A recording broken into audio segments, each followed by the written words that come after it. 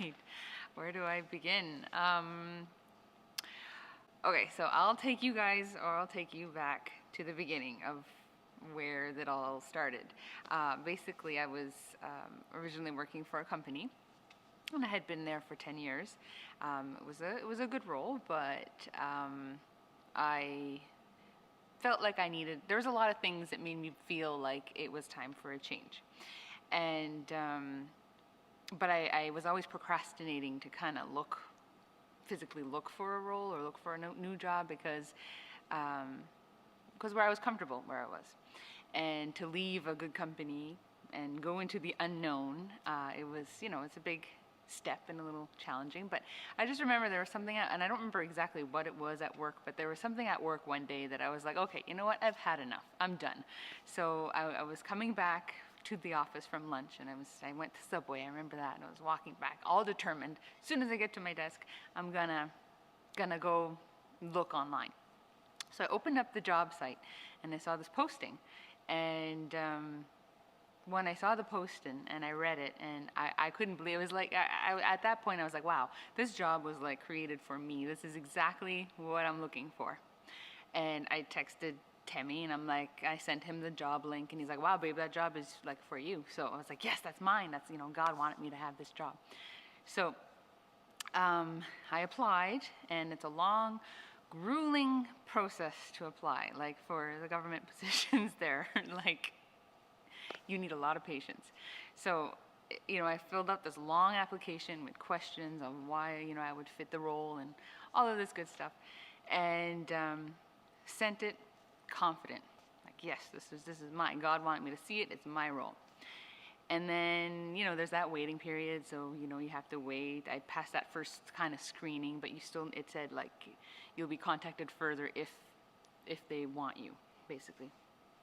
So, meanwhile, there was, I was believing for it, and there was an altar call at church, and I went up, and I was like, praying with Pastor Jerry, like, yes, this is my role, my job, and that happened probably around, so I applied in May, and this probably was like in June. And since I applied, every single day, I was checking my emails, checking my phone messages, checking my emails, checking my phone messages, and nothing. But I was like, no, but, I'm waiting. I'm going to get a call. And then sometime in between July, I don't know where in July, but for some reason, I stopped checking my email. I don't know why. I honestly don't know why. And I was just checking my phone messages because I figured they would call. And it was now August, and I still haven't heard anything. So I had applied back in May. I'm still believing, right? Still like, no, I know the government could be slow sometimes, so I'm gonna just be patient. And now it's August, and we had come home from a family trip, and I'm checking my email, and I'm deleting all of these, those LinkedIn, all of those things that you get. And lo and behold, there was an email that I received on July 13th. And the email was like, you have passed the first initial, steps.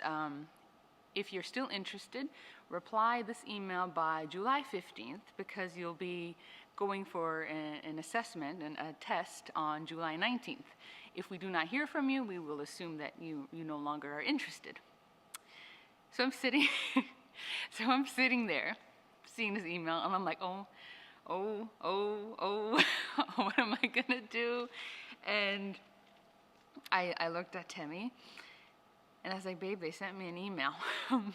and I explained that and on the thing, it said that they will not, like, if you miss out, you miss out. So he was not impressed with my move, and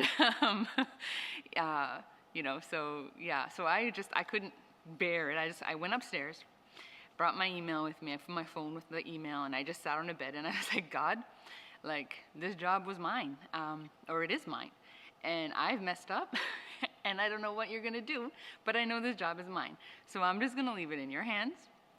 I'm gonna send an email to the HR, even though they said it doesn't matter, and I'm gonna see what happens. So I sent an email saying, I missed it, but I'm still very, very interested, and if there's any chance at all for me to still get this a chance to write this assessment. Like, I would love to do it.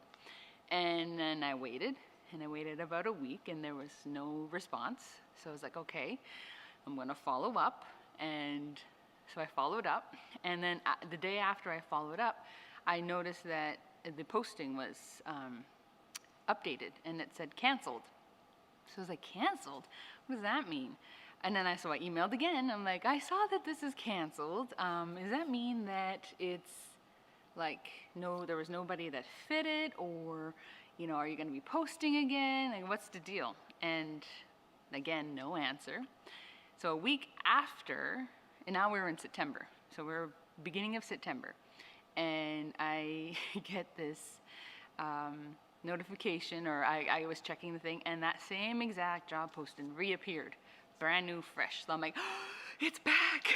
And I told Timmy, and I'm like, I'm gonna apply again. Took that long, grueling 3-hour process to answer all of the questions, and this time I was like, I'm not missing this one.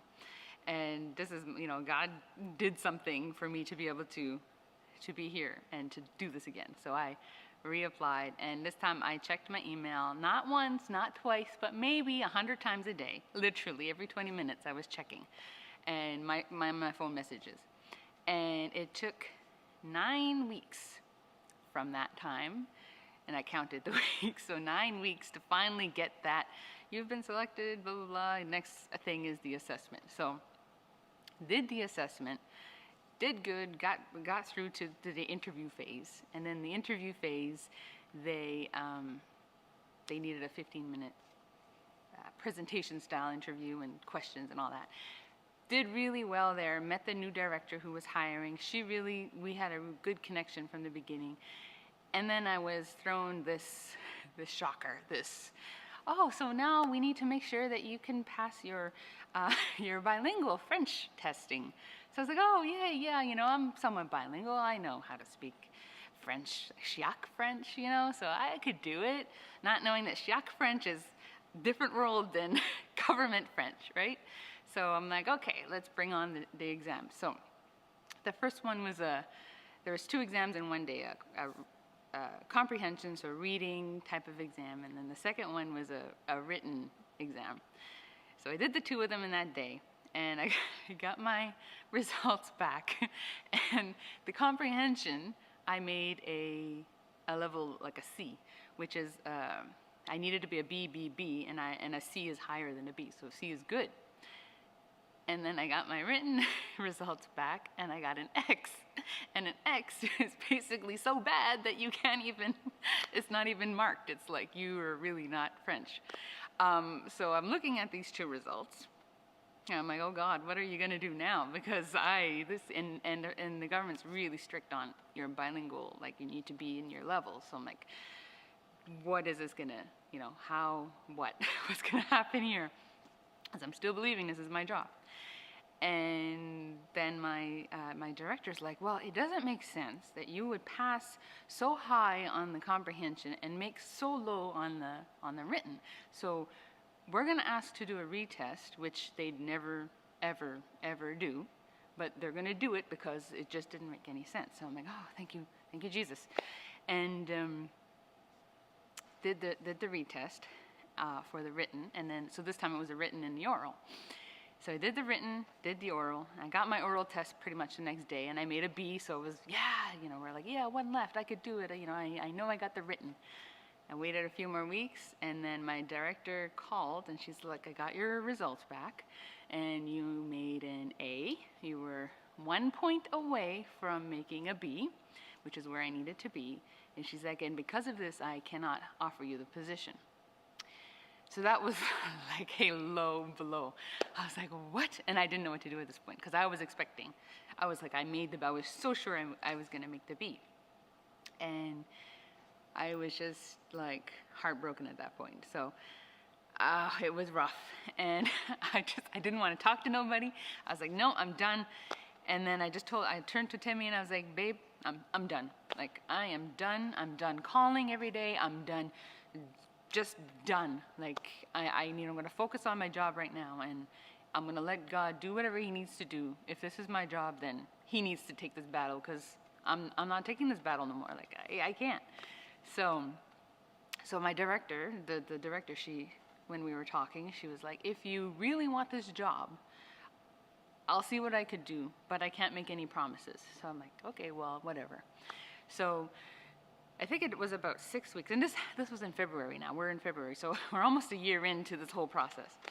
And so I was like, okay, again, whatever, I'm done. So I didn't call her from that phone call.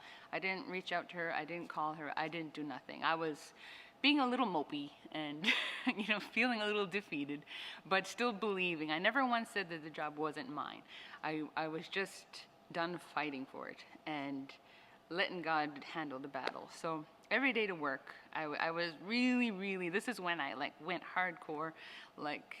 I was really listening to a lot of Christian music. Jennifer Daig. Lauren Daig. I don't know, Jennifer Daig. That's one of my friends. Lauren Daig. Music every day to work, and just this one day, I remember walking into work, and I was listening to some Lauren Daig, and I just had this picture of, I was like, somebody else is probably, because it's been 6 weeks, I was thinking they had hired somebody. I'm like, somebody is sitting in my cubicle where I should be, doing the job that I'm supposed to be doing. And I'm like, but no, that doesn't make any sense. Everything that God has done to this point now, it is so my job. This cannot be. There can't be anybody sitting there. That job is my job. That desk is my desk. That is where I'm supposed to be. So I'm like, God, I'm done. Do something. It needs to be done. I'm waiting here. And then the next day, literally the next day after having my little heart-to-heart with claiming it, and I'm claiming it, I'm going to receive it. This is my role. Nobody else is sitting there. This is me. And the next day, my director, she called, and she's like, I have some great news. I was able to work something out, and we were able to offer you an English essential position. So they were able to do some juggling within the team, move some people around, and she was able to offer me this position. And she's like, you have to be the most patient person I've ever met in my entire life. So I'm just laughing. I'm like, you have no idea what was going on in my head, but yeah, I'll take it. And then she's like, oh, and by the way, it's a full-time, indeterminate, which means permanent full-time position. And she's like, and this never happens. We never do this, So I was like, oh, well, I wasn't surprised, because I knew at this point that it was mine all along, and I knew that God had done a lot in the background to get me to that position. So that role started. I was there. Everything was going great.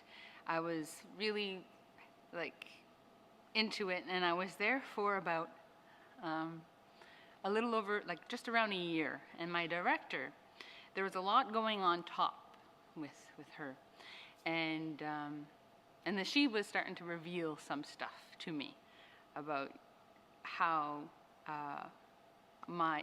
because she only started, and when I look back, I could see how God's hand was playing and everything, because God really placed her in that position, and for me to get there, because when that very first posting went out, she wasn't there yet. It was another director. So when they canceled it, it was when the other director left and she was coming on.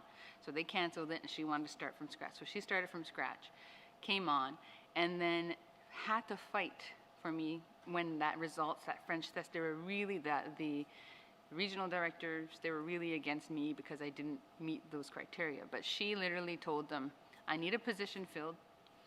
This is who I want. If you don't fill it, then it's not going to, if you don't let me fill it with her, then I'm not filling it at all. So they had no choice but to bring me on at that point.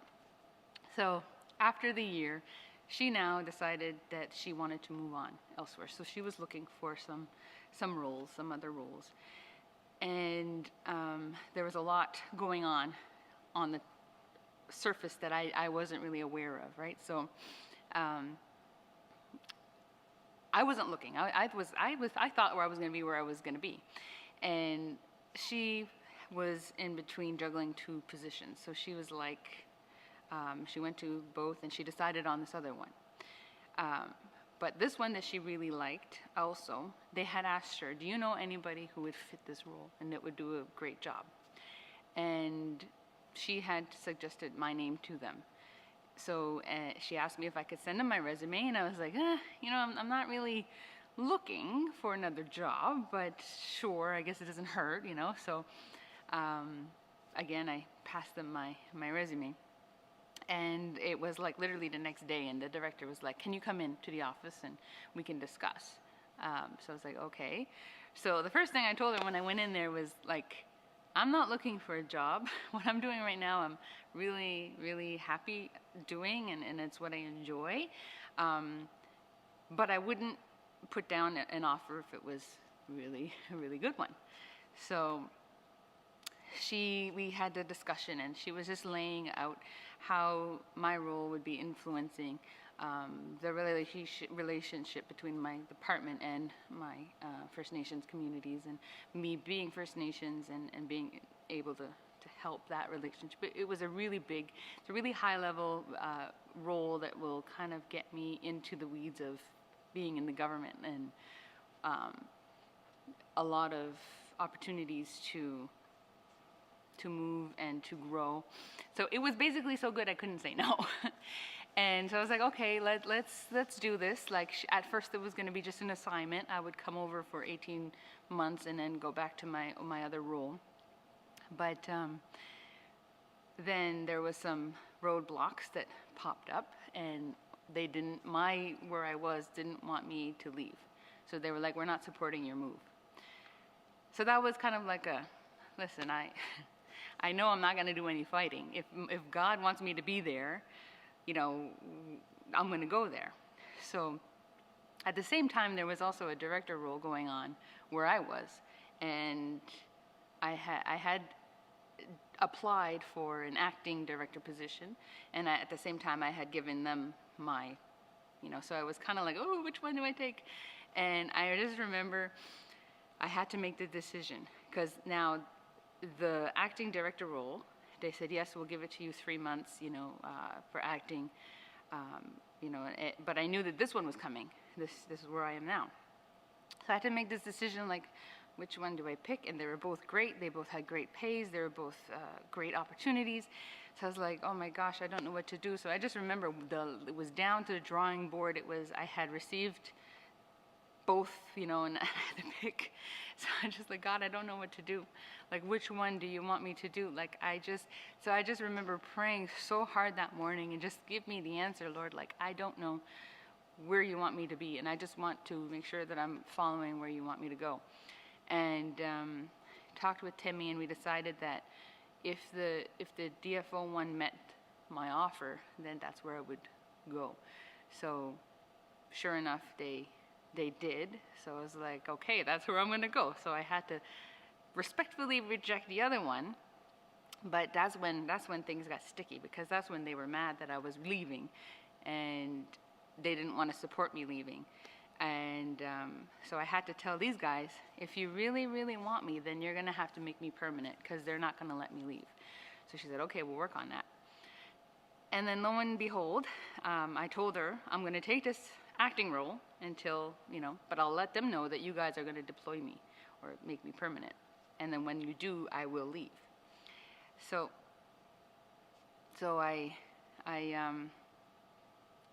went with them, and they were okay with it. But now with this deployment, what do you think they needed? They needed French levels. They needed a CBC French level. And I was a ABC or a CAB, however you want to look at it. So I was like, oh, no, not again. And so I was like, okay, bring it on. So at this point, I was in a different place completely.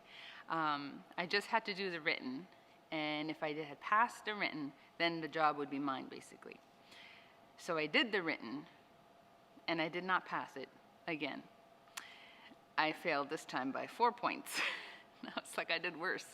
And I took French too. So I was like, I was in French classes to help me out. And I'm like, what is going on here? I can't even pass after doing French. So I just had to laugh. I was like, God, I don't know what you're trying to show here, but okay, we'll take it. So I just told the director, like, what do you suppose we do? Because, I failed it. And she's like, well, we can't, we can't offer you this position if you're not in the, we're really strict with bilingual. And I'm like, okay, yeah. So I was like, if you really want me, and if you're really, really trying to help the relationship with First Nations people, then it's kind of sad that most First Nations people are only English to begin with. But, I was totally not, I totally wasn't in the same place I was the first time that happened. So I just laughed about it. I looked at Timmy. It looks like, we're going to battle again. But, I'm not doing it. I'm just going to let God handle it.